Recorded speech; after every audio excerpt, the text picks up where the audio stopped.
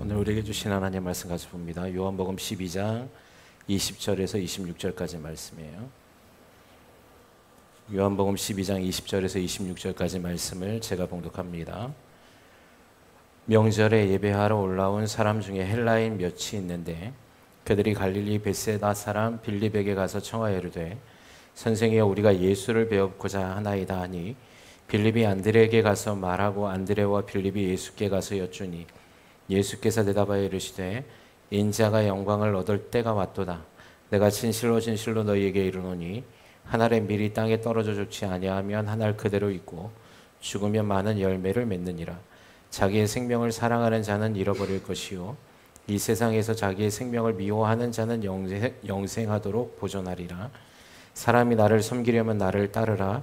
나 있는 곳에 나를 섬기는 자도 거기 있으리니 사람이 나를 섬기면 내 아버지께서 그를 귀히 여기시리라. 아멘. 따라합니다. 우리의 고엘 되신 예수. 이 말씀을 통하여서 주님께서 우리와 함께 하시는 그 은혜 가운데서 저와 여러분의 삶이 평강을 누리시길 주님의 이름으로 소망합니다. 2013년에 AFP 통신에서 한 기사가 났는데요. 한국인 바이올리니스트 김민지 씨라는 사람이 3년 전에 영국 런던에서 바이올린을 도난당한 기사가 있었습니다. 이 바이올린의 값이 20억이래요. 예. 근데 이걸 도난을 당했는데 이제 런던 경찰에서 이 도난당한 이 바이올린을 찾았다는 연락을 받았고 그걸 찾았다는 기사였습니다. 근데 이제 이게 뭐 도난당했다 찾았다는 게 중요한 게 아니라 이거를 훔쳐간 도둑들이 이거를 얼마에 팔았냐면 17만 원에 파는 거예요. 네. 그러니까 왜 제가 이 말씀을 드리냐면 여러분 정말 가치 있는 것을 판단할 줄 모르면 진짜 가치를 못 알아본다는 겁니다. 그 도둑들은 그냥 바이올린이라고 생각한 거예요. 그냥 값싼. 그래서 17만 원이면 괜찮겠지라고 판 겁니다. 저는 오늘 소망하기를 이 세상에서 가장 가치 있는 고귀하신 예수 그리스도의 말씀을 여러분이 가치 있는 것으로 깨닫길 주님의 이름으로 소망합니다. 여러분 이게 생명보다 가치 있는 것임을 여러분 믿으시기 바랍니다. 그래서 여러분 오늘 시간에 말씀을 전할 때 특별히 고엘 되신 예수님, 그 예수님이 어떤 분이신지를 알아서 우리가 그 예수님의 참 소망 안에 거하는 우리 모두가 되셔야 된다는 사실이죠. 여러분 구약 시대에는 하나님께서 이스라엘이라는 이 국가 공동체에다가 여러 가지 약자들을 보호할 수 있는 시스템들을 만들어 주셨습니다. 첫째는 우리가 다 알고 있는 안식일을 거룩히 지키라라고 말씀하고 계시는데 여러분 이 안식일은 이스라엘 백성이라면 누구나도 당연히 일하지 말아야 될 것을 명령하고 있습니다. 물론 이 안식의 의미는 또 여러 가지가 있는데 오늘 고엘의 의미에서 바라본다 하면 여러분 지금 우리가 일을 하잖아요. 그러면 여러분 이제 잘 먹고 잘 사는 사람들은 쉴 수 있는데 옛날 같은 경우에는 주인이 있고 노예가 있는 삶을 살았을 때는 주인은 쉬지만 노예나 종들은 쉬었습니까? 못 쉬었습니까? 쉴 수 없는 거죠. 그런 의미에서 하나님은 안식일에는 모두가 쉴 수 있게 해주신 겁니다. 그래서 그것이 종이든 주인이든 상관없이 그날은 일하지 말라는 거예요. 그것이 타국에서 예수를 믿기로 작정한 사람도 동일한 법을 적용받습니다. 또 하나는 7년마다 돌아오는 안식년에는 농사를 짓지 말아라 라고 얘기하셨습니다. 이게 뭐냐면 땅을 쉬게 하라는 거죠. 근데 땅을 쉬게 하라는 의미 안에서 7년 동안 한 해를 농사를 짓지 않으면 땅이 더 기름지는 것도 있지만 여기에는 또 한 가지 중요한 의미가 있습니다. 그게 뭐냐면 고아나 괴기나 나그네들을 그 한 해 동안 열리는 곡물들을 통해서 그냥 먹게 하라는 의미예요. 그래서 그들을 보호하라는 것이죠. 약자를 보호하라는 거예요.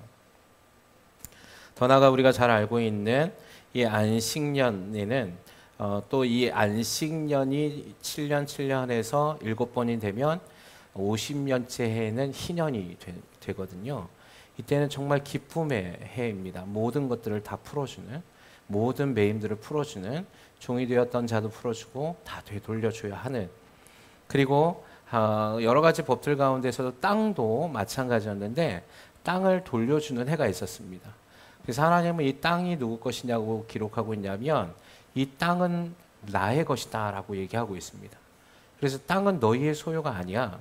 다만 너희가 일시적으로 잠시 맡아서 관리하는 차원이다 라고 말씀해 주신 거예요. 그래서 그 어떤 사람도 땅을 영원토록 소유할 수 없도록, 그리고 그 땅의 주인에게 다시 되돌려 줄 수 있도록 하는 법들이 제정되어 있었습니다. 이런 제도를 통해서 하나님은 하나님을 섬기는 공동체 안에서 가난으로 인해서 지나치게 고통받지 않고 가난으로 인해서 부르짖는 자가 없게 하기를 원하셨다는 사실이죠. 그 중에 또 하나 하나님이 말씀하시는 제도가 뭐냐면 고엘이라는 제도였어요. 여러분, 이 고엘이라는 제도는 룻기에 보면 보아스가 나오미의 며느리 룻을 보아스가 같이 결혼합니다. 룻기는 4장으로 구성되어 있는데 4장에 보면 이 내용이 나와요. 이 고엘이란 뜻이 뭐냐면 되사오다, 도로 찾다, 거기에 속량하다, 구속하다라는 의미가 있습니다. 근데 이 구속하다, 속량하다라는 이 고엘이라는 이 단어가 가알이라는 단어에서 파생된 단어예요. 그러니까 다 거의 비슷한 의미거든요. 그래서 성경에서 이걸 뭐라고 얘기하냐면 고엘하면 기업 물을 자라고 되어 있습니다. 그러니까 기업을 무르는 게 아니고, 그래서 이게 무르다라는 게 뭐냐면 되사오다라는 뜻이에요. 그걸 그래서 고엘이라고 얘기하고 있습니다. 이 고엘이 단순히 기업을 무르는 게 아니라 그 한 가정, 그 가문이 멸망당하는 것을 보호해주기 위해서 하나님은 이 고엘이라는 제도를 두시게 돼요. 이 고엘에는 4가지의 중요한 의미가 있습니다.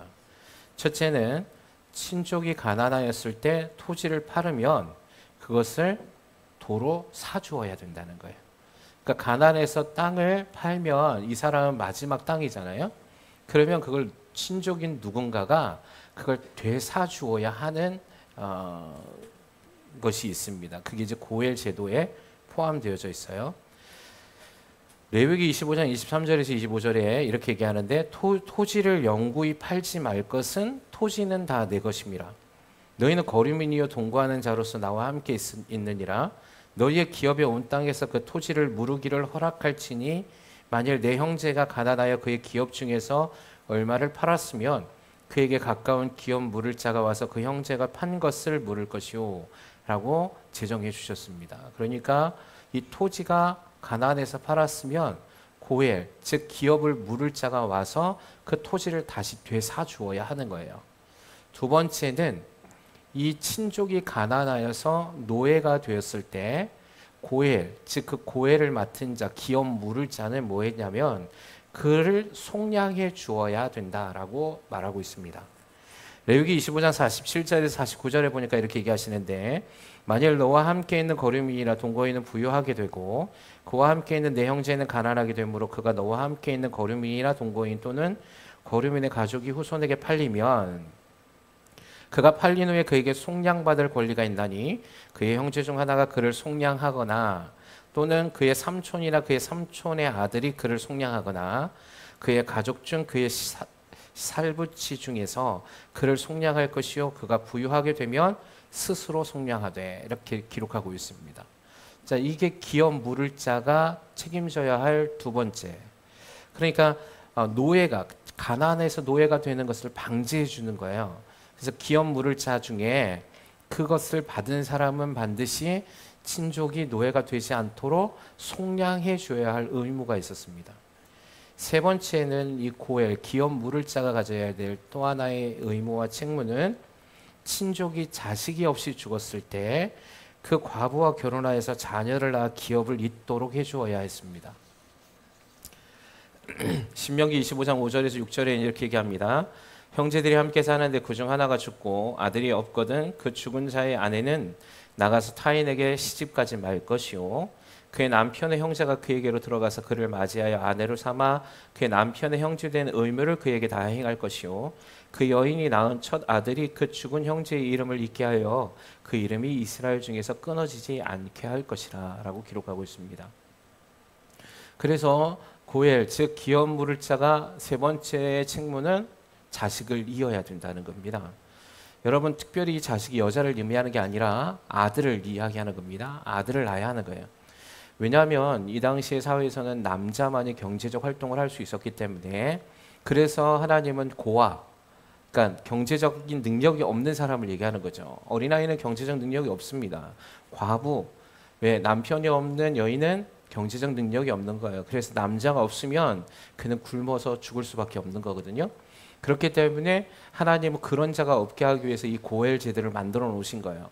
그래서 형제 중에 한 사람이 자식이 없이 죽은 형이 있다면 그를 대신하여서 아들을 낳고 그 여인과 결혼하라고 얘기하는 겁니다. 네 번째는 고엘의 책무 중에 네 번째 책무가 있는데, 그게 뭐냐면 친족이 죽임을 당했을 경우에 복수해야 한다라고 기록하고 있습니다. 만일 사람을 죽일 만한 나무 연장을 손에 들고 사람을 쳐 죽이면 그는 살인자니 그 살인자는 반드시 죽일 것이라, 피를 보복하는 자는 그 살인한 자를 자신이 죽일 것이니 그를 만나면 죽일 것이요. 민수기 35장 18절에 오늘 이 말씀을 하는데, 여기에서 살인을 우발적 살인이 아니라 고의적 살인을 한 사람은 반드시 죽이라고 얘기하는데, 여기에서 보면 이 35장 18절에 19절에 보복하는 자, 그러니까 보복하라는 거죠. 피를 보복하라라는 이 보복하는 자의 단어가 고엘이라는 단어를 썼어요. 그래서 이 고엘의 네 번째 책무가 반드시 억울하게 무엇인가 죽임을 당했을 때 그것에 대해서 복수해야 하는 것입니다. 그래서 이제 이 부분에서 어떤 사람이 억울하게 또는 우발적으로 사람을 죽였을 때 그가 복수당하지 않게 하기 위해서 하나님은 이스라엘의 도피성을 또 만들어 주시는 것이 있거든요. 어쨌든 고엘에는 네 가지의 책무가 있습니다. 근데 여러분, 이 고엘이 예수님을 예표한다는 사실 여러분 아십니까? 그래서 예수님이 이 네 가지를 이 땅 가운데 오셔서 고엘의 책임을 다해 주셨습니다. 첫 번째, 아까 전에 제가 말씀을 드렸잖아요. 첫 번째 고엘의 책무, 첫 번째는 뭐라고 얘기했죠? 토지를 팔았을 땐 반드시 사주어야 된다는 것이죠. 여러분, 이 고엘의 제도의 첫 번째는 이스라엘이 출애굽했던 것으로 돌아가야 합니다. 여러분, 아브라함에게 하나님이 가나안 땅을 명령하여서 아브라함의 후손들이 가나안에서 번성하고 거기서 나라를 만들어 가기를 하나님 계획하셨는데, 흉년이 들어서 이 아브라함의 후손들이 어디로 내려갑니까? 야곱의 때에 이집트로 들어가거든요. 그래서 이집트 때에 원래 그들이 살고 있어야 할 그 가나안 땅의 거류민들이 그곳을 장악하고 있어서 하나님이 모세를 통하여서, 그 다음 여호수아를 통하여서 하나님의 빼앗긴 땅을 회복시켜 주신 것이 가나안입니다. 그래서 이스라엘이라는 이 땅이 하나님의 때에 여호수아를 통하여서 다시 되찾아오게 되는 것이죠. 이게 하나님의 고엘의 첫 번째 책임이셨습니다. 두 번째 책임은 무엇이었습니까? 노예가 되었을 때 속량해 주어야 된다라고 말씀하고 있죠. 이집트에서 이스라엘 백성은 노예가 되었습니다. 그래서 그들은 종된 삶을 살았고, 그곳에서 하나님은 모세를 통하여서 그들을 속량해 주셨습니다. 여러분, 모세는 누구의 예표입니까? 예수 그리스도의 예표이시고, 더 나아가 지금 이 시대를 살아가고 있는 저와 여러분에게 하나님은 예수 그리스도를 통하여서 영원한 종된, 사망의 종돼 있는 저와 여러분을 구속해 주셨음을 믿으시기 바랍니다. 여러분, 우리에게 땅은 가나안인데 그 땅이 어디입니까? 천국이죠. 그곳으로 들어가야 합니다. 그것을 예수님이 이루신 거죠. 그래서 우리는 그곳으로 돌아가게 될 것입니다. 더 나아가 우리가 죽을 수밖에 없는 우리의 삶 안에서 하나님 우리를 구속해 주신 그 고엘의 사건을 통하여서 우리가 하나님의 자녀가 되는 권세를 주셨음을 우리는 기억해야 된다는 것이죠. 세 번째는 고엘의 책무가 무엇이라고 얘기했습니까? 자녀가 없으면 낳아야 한다라고 말씀해 주셨습니다. 여러분, 우리는 하나님의 후사가 되었음을 믿으시기 바랍니다. 여러분, 우리가 하나님의 자녀로서 하나님이 그 십자가 사역에서 우리의 그 모든 것을 자녀 삼아 주신 겁니다. 우리는 하나님의 기업이라는 사실을 기억하시기 바랍니다. 여러분 우리가 원래 하나님의 기업에서 끊어졌거든요. 그래서 우리는 하나님의 기업을 물려받을 상속자 후사가 될 수 없었습니다. 그럼에도 불구하고 예수님께서 이 땅 가운데 오심을 통하여 십자가에서 돌아가심을 통하여서 우리가 예수 그리스도를 믿기만 하면 하나님의 자녀가 되는 권세를 주셨도다라고 말씀하고 있습니다. 즉 하나님의 기업을 상속받을 후사로 세우셨다는 사실이에요. 네 번째, 고엘의 책무 가운데 네 번째 뭐라고 얘기했습니까? 억울하게 죽임을 당한 자를 반드시 복수할지라. 여러분, 이미 예수님께서 이 땅 가운데 오셔서 억울하게 우리가 사망 권세에 종노를 했던, 우리가 죽임 당했던 우리에게 예수님은 사망 권세를 짓밟아 승리하셨음을 믿으시기 바랍니다. 그래서 어둠의 영, 사탄, 마귀 권세들은 반드시 주님의 때에 영원한 심판을 받을 것이라는 사실을 성경이 말씀하고 있습니다. 할렐루야. 여러분, 고엘이신 예수님을 보세요. 아멘이십니까? 그리고 또 한 가지, 이 고엘을 주님이 우리에게 명령하셨다는 사실이에요. 여러분, 루키의 4장에 보면 재미있는 말씀이 있습니다. 한번 띄워보실까요? 4장 1절 2절.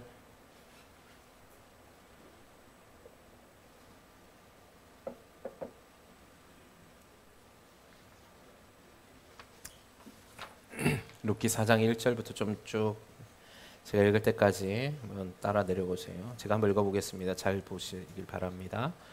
보아스가 성문으로 올라가서 거기에 앉아있더니 마침 보아스가 말하던 기업물을 자가 지나가는지라. 보아스가 그에게 이르되 아무개여 이리로 와서 앉으라 하니 그가 와서 앉으매 보아스가 그 성읍 장로 10명을 청하여 이르되 당신들은 여기 있으라 하니 그들이 앉으매 보아스가 그 기업물을 자에게 이르되 모압 지방에서 돌아온 나오미가 우리의 형제 엘리멜렉의 소유지를 팔려 함으로 내가 여기 앉은 이들과 내 백성의 장로들 앞에서 그것을 사라고 네게 말하여 알게 하려 하였노라. 만일 네가 물으려면 물으려니와 만일 네가 물으지 아니하려거든 내게 구하여 알게 하라. 내 다음은 나요 그 외에는 물을 자가 없느니라 하니 그가 이르되 내가 물으리라 하는지라. 여기에 보면 사장에 이 룻기서의 가장 중요한 부분이거든요. 여러분, 여기 이제 룻기의 4장에 보면 이제 보아스가 나오미의 며느리 룻과 결혼을 하려고 하는 장면인데 그냥 결혼할 수 없죠. 이게 뭐냐면 기업 물을 자가 나타나야 되는데 여기에 보면 우선순위가 있어요. 기업 물을 자가. 근데 보아스는 친족이었지만 보아스의 기업 물을 자는 차순이었어요. 먼저 첫 번째 기업 물을 자가 있는데 그걸 오늘 성경이 뭐라고 하냐면 아무개여라고 이렇게 얘기하고 있습니다. 그래서 성읍 장로들을 불러요. 그래서 성읍 문 앞에서 이 조항을 얘기해 줍니다. 여러분, 이 당시의 법적 조항은 그 성문 앞에서 하거든요. 장로들을 청해서 법적인 것들을 제시하는 겁니다. 근데 첫 번째의 기업 물을 자가 와서 이렇게 네가 이제 나오미 엘리멜렉의 자손의 집안의 기업을 네가 사라고 얘기합니다. 그랬더니 이 기업 첫 번째의 보아스의 얘기를 들은 기업 물을 자가 뭐라고 얘기합니까? 내가 사겠다고 얘기해요. 네, 내가 받을게. 내가 기업을 받을게. 라고 얘기해요. 이유는 뭐겠어요? 나오미는 살면 얼마나 살겠냐. 그 나오미가 죽으면 그 나오미의 땅이 내게 될 거야. 라는 생각을 해요. 그래서 내가 받을 거야. 이렇게 얘기했거든요. 근데 5절에 보아스가 이렇게 다시 얘기합니다. 보아스가 이르되 네가 나오미의 손에서 그 밭을 사는 날에는 곧 죽은 자의 아내 모압 여인 룻에게서 사서 그 죽은 자의 기업을 그의 이름으로 세워야 할지니 그 기업 물을 자가 이르되 나는 내 기업에 손해가 있을까 하여 나를 위하여 물으지 못하니 내가 물을 것을 네가 물으라. 나는 물으지 못하겠노라 하는지라. 이렇게 얘기합니다. 다시 보아스가 얘기하는데 뭐라고 얘기했습니까? 엘리멜렉의 자손이 나오미만 생각을 했던 거죠, 이 사람이. 근데 아니야. 나오미 며느리가 왔으니까 그 기업을 사서 이제 누구의 기업으로 넘겨줘야 되냐면 룻에게 넘겨줘야 돼. 그러면 네가 앞으로 룻과도 함께 결혼해서 살아야 돼. 이렇게 된 거예요. 그랬더니 이 사람이 머리를 굴렸죠. 그게 뭐라고 얘기합니까? 손해가 된다 생각한 거예요. 그래서 난 못할 거야. 네가 사. 이렇게 된 겁니다. 여기에서 그래서 보아스가 그 기업을 물려받습니다. 여러분 여기 재미있는 말씀이 뭐냐면 여러분 이 기업을 물은 이 고엘이라는 이 제도가 하나님이 주신 복의 제도거든요. 사실은 하나님은 이런 사람을 기억하십니다. 근데 첫 번째 기업 물을 자는 무엇을 생각했습니까? 자신의 이익을 따졌어요. 그래서 그걸 받지 않겠다고 얘기했습니다. 근데 재미있는 건 뭐냐면 이 사람의 이름이 기록되어 있지 않습니다. 뭐라고 기록되어 있습니까? 아무개요. 여러분 룻기에는 그 나오미의 아들 진짜 범죄해서 죽었잖아요. 모압에 가서.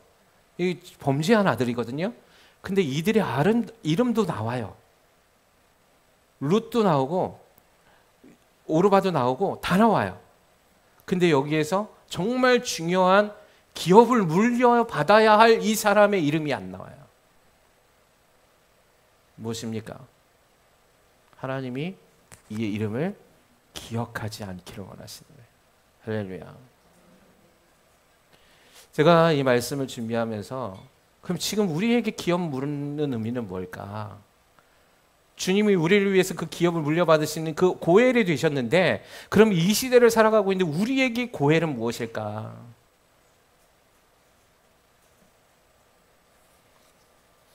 그게 오늘 요한복음의 말씀에 있는 거예요. 이 요한복음 12장의 말씀에 주님이 뭐라고 말씀하시냐면 이렇게 얘기합니다.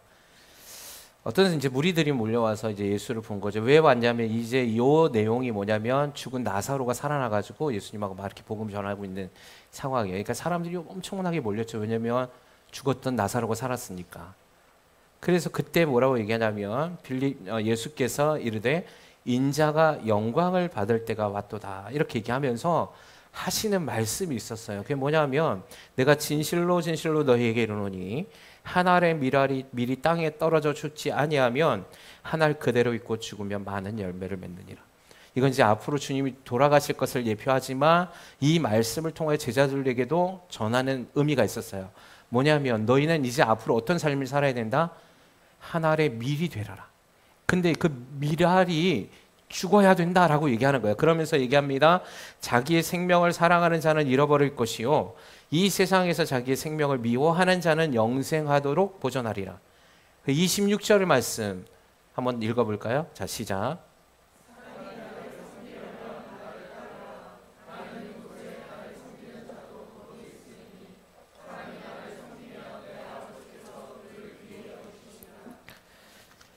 아멘이십니까?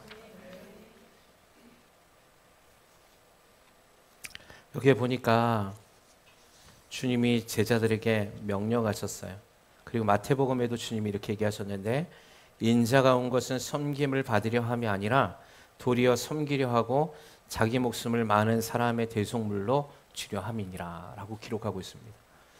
주님이 이제 이 시대 가운데 고엘의 의미를 무엇으로 말씀하고 계시냐면 섬김으로 말씀하고 있습니다. 근데 이 섬김이 그냥 우리가 생각하는 봉사, 그냥 섬김이라는 말씀, 물론 헬라어 단어에는 그런 뜻을 갖고 있지만 여기에 문맥상의 의미에는 더 나아가서 뭐라고 얘기하고 있습니까? 내가 이 땅 가운데 온 것은 섬김을 받기 위함이 아니라 섬기려고 왔는데 그 섬김이 뭐냐면 많은 사람을 위해서 내가 대속물이 되는 것이야 라고 얘기했습니다.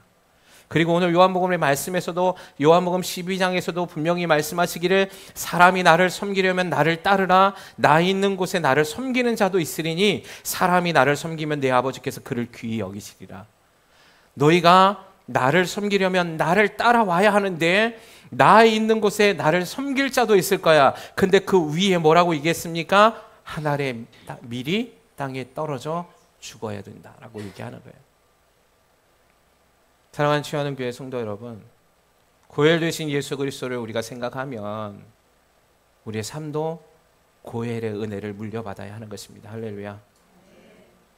우리는 다른 사람을 위해서 부름받았습니다. 타인을 위해서 부름받았다는 사실을 여러분 기억하십시오. 죽어져가는 영혼을 위해서 부름받았음을 믿으십시오. 그들을 위해서 하나님은 섬기는 자가 되라고 말하고 있는 것입니다.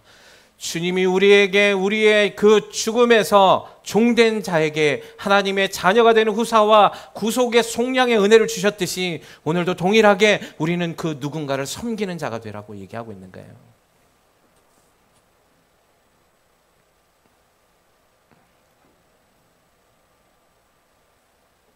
갈라디아서에는 이렇게 얘기했습니다. 너희가 짐을 서로 지라. 그리고 그리하여 그리스도의 법을 성취하라. 그럼 우리는 우리의 삶을 위해서 사는 사람들이 아닙니다. 여러분, 우리의 삶은 이미 넉넉히 받은 은혜로 충만합니다.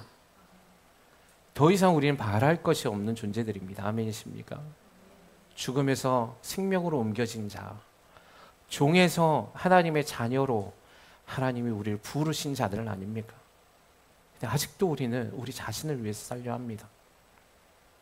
죽어져가는 수많은 영혼들을 돌보지 아니하고, 교회 안에서 연약한 자들을 생각하지 아니하고, 눈물 흘리고 부르짖는 자들을 돌보지 않으려 합니다.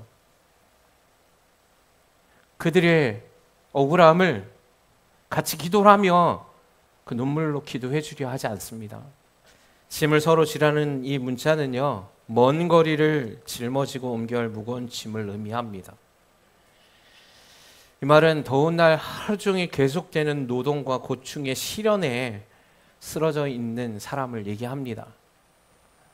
그걸 서로 지라는 겁니다. 교회의 가장 강력한 힘은 사랑입니다.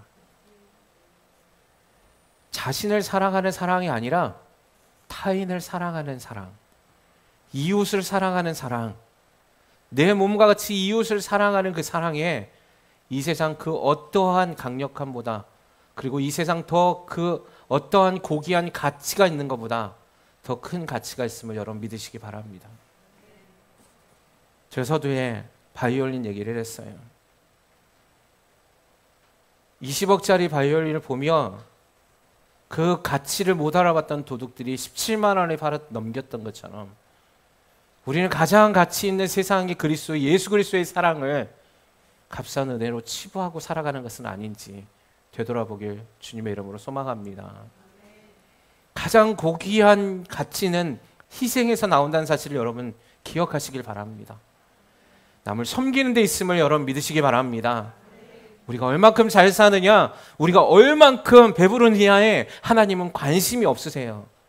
자기 이익을 따져서 손해가 될 것인가 유익이 될 것인가를 따지며 고해를 무르기를 원하지 않아야 했던 그 사람의 이름이 생명책에서 지워졌던 것처럼 오늘도 한 사람의 예배자, 한 사람의 생명책에 기록되는 사람의 이름은 바로 주님의 그 희생의 값진 은혜를 다른 누군가에게 전달하며 사랑해 주는 사람들임을 여러분 믿으시기 바랍니다. 나는 우리 교회가 이런 교회가 되길 소망합니다. 나는 우리 교회가 이 사랑이 넘치기를 주님의 이름으로 소망합니다. 다툼이 있지 않길 원합니다. 깨어짐이 있지 않길 원합니다. 이기적으로 나만 잘 살지라는 세속적이고 자기 사랑에 빠져 있지 않길 원합니다. 나눠주세요.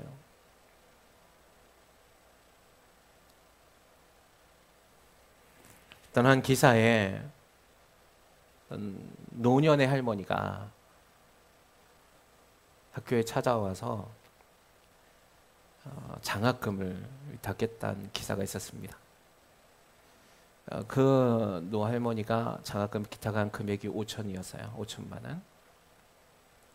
거기 댓글들이 이렇게 달렸어요. 그 댓글에 뭐라고 달렸냐면 제가 기억에 남는 게 뭐냐면 저 할머니의 인생의 평생의 값진 돈이잖아요. 그러니까 어떤 사람은 댓글에 학교가 할머니의 노년을 책임져라 이렇게 쓰는 사람도 있는데 제가 기억에 남는 댓글이 뭐냐면 부유한 사람들은 더 가지려 하지만 없는 할머니는 나누려고 하십니다 라는 글이었어요. 여러분 우리가 부유해지면 나눌 수 있을 것 같습니까? 여러분이 수억 수십억 있으면 나눌 수 있을 것 같습니까? 아니요, 그렇지 않습니다. 지금 나누지 못하면 우리는 더 나누지 못할 겁니다. 그래서 주님은 한 알의 밀이라고 얘기하시는 거예요. 작은 한 알의 밀은 값어치가 없어 보입니다. 보이지도 않습니다.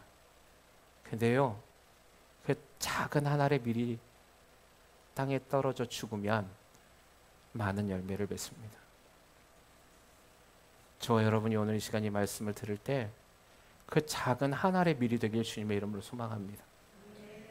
내 힘은 별것 없지만 주님이 역사하시면 그 안에서 기적을 만들어내실 겁니다.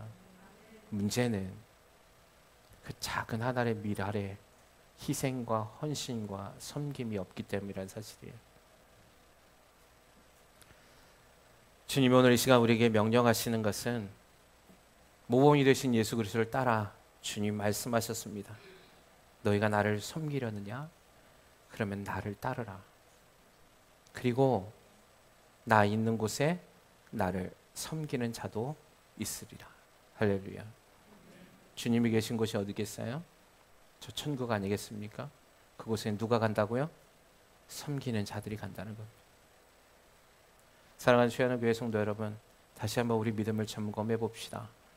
그리고 고엘 되신 그 예수님의 그 희생과 은혜를 기억하셔서 또 다른 누군가가 하나님의 은혜 가운데 기업을 물을 수 있는 자가 되길 소망합니다. 내 삶에 하나님의 기업을 유산으로 받은 것에 감사하시고 누군가 아픔 있는 자에게 그 아픔을 되사주십시오. 그가 힘들어하는 그 고통의 무게를 다시 서로 짐을 짊어지어 주십시오. 그래서 우리 모두가 하나님의 나라에 들어가길 소망합니다. 그곳이 주님이 계신 곳이거든요. 천국은 그런 자들의 것입니다. 우리 교회가 그렇게 될 줄 믿습니다. 그리고 반드시 그걸 성취해 나가서 주님께 영광 올려드리고 주님 앞에 기뻐 찬송할 수 있는 우리 치유하는 교회가 되길 주님의 이름으로 소망합니다.